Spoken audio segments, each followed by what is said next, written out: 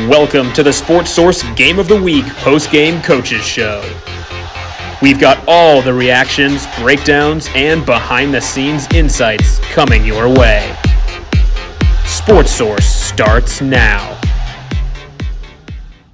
Welcome to Sportsource Friday Night Lights.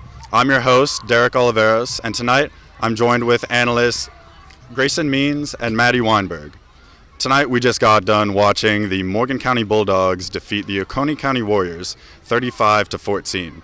Grayson, how was the first half? It was a good first half, Derek. Morgan County got the scoring started off with a long, explosive play. The first half score would be 14-7. Let's take a look at some of the highlights.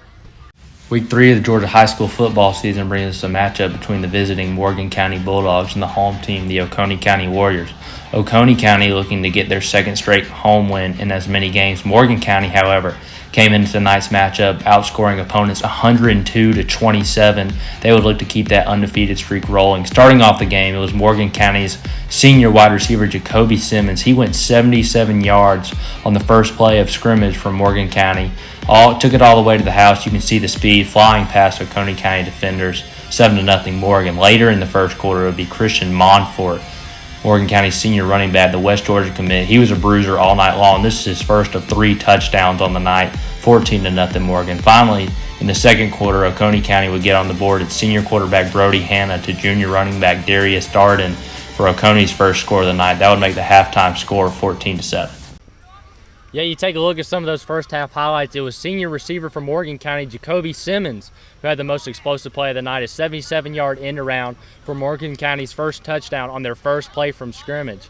Morgan County wouldn't relinquish the lead the rest of the night as they coasted to an easy win tonight, Derek.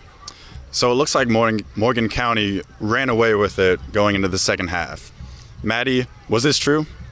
Yes, Morgan County outscored Oconee County 21-7, coasting them to their third win of the season. Let's go to the second half highlights. Davis Strickland threw a 7-yard pass completed to Brody O'Neill for a touchdown in the third quarter with 6 minutes to go, making it 20-7 Morgan County. Darius Darden had a 43-yard rushing touchdown in the third quarter with 3 minutes to go, making it 21-13 Morgan County. Christian Monfort had a 5-yard rushing touchdown in the fourth quarter with 8 minutes to go, making it 34-14 Morgan County. Christian Monfort had 3 touchdowns tonight, making him our player of the game. Great highlights, guys. After this short break, we'll be back tonight to hear from our sideline reporters.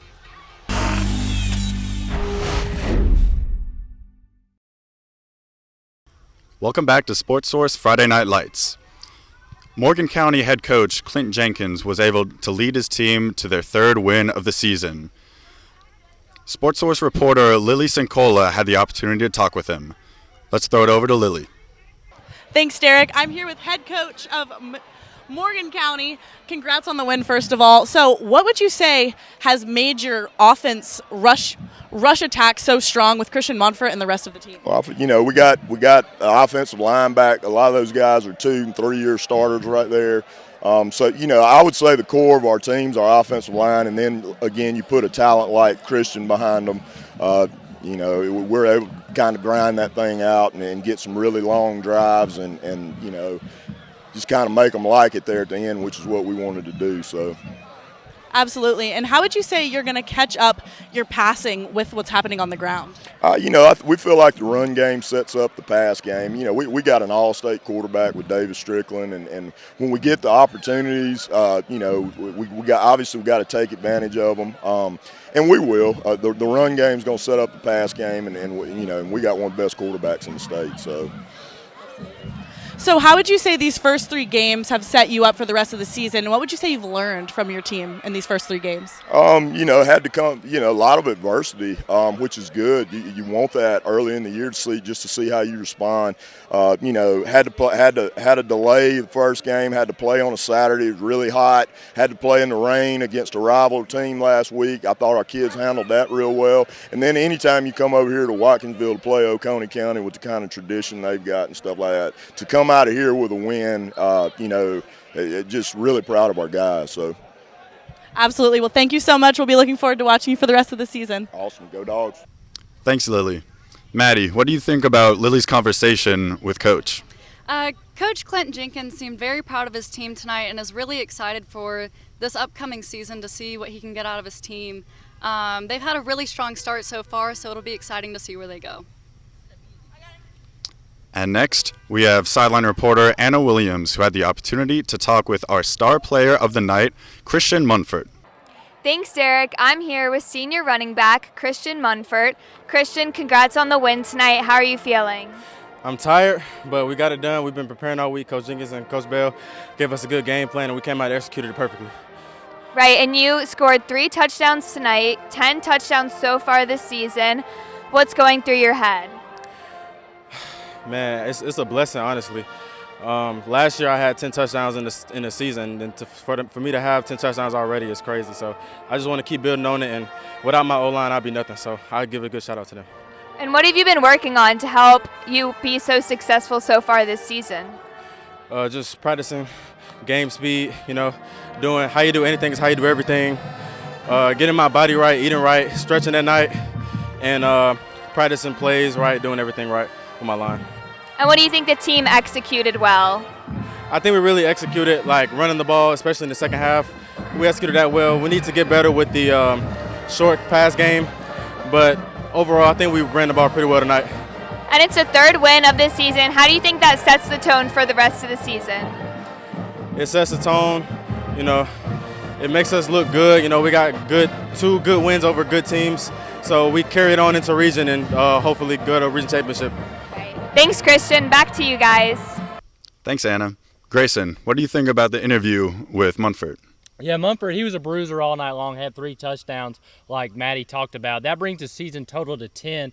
Last year at the end of the season, he had 10 all season long. So 3 games in, he's already matched his pace from last year. The West Georgia senior commit, look for Morgan County to rely on him all the way through the rest of the season. That is absolutely outstanding work from him. We're going to take a quick break, but after this, we're going to wrap the show up.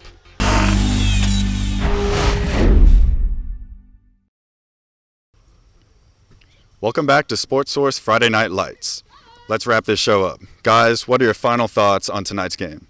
Yeah, I really like Morgan County's offense tonight. They scored 35 points. Believe it or not, that's their lowest point total so far this season. The way that offense looks right now, led by our star running back Christian Munford, look for them to make a quarterfinals run or deeper this season. They were knocked out in the quarterfinals last year by Rockmart, look for them to win the region title. Pencil in that Callaway game at the end of the year, potential region championship matchup, final regular season game for Morgan County, and look for a deep playoff run out of them. How about Oconee County, Maddie?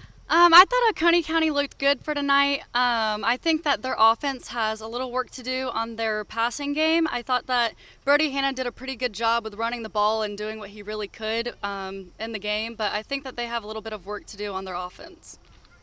And continuing on that work, Oconee County will have to end their home streak of the past 2 games and go on the road against Loganville. And then for Morgan County, they'll be facing Greene County next week, looking to continue staying undefeated with their 4th win of the season, looking ahead to next week. Thank you all so much for watching. This was Sportsource Friday Night Lights.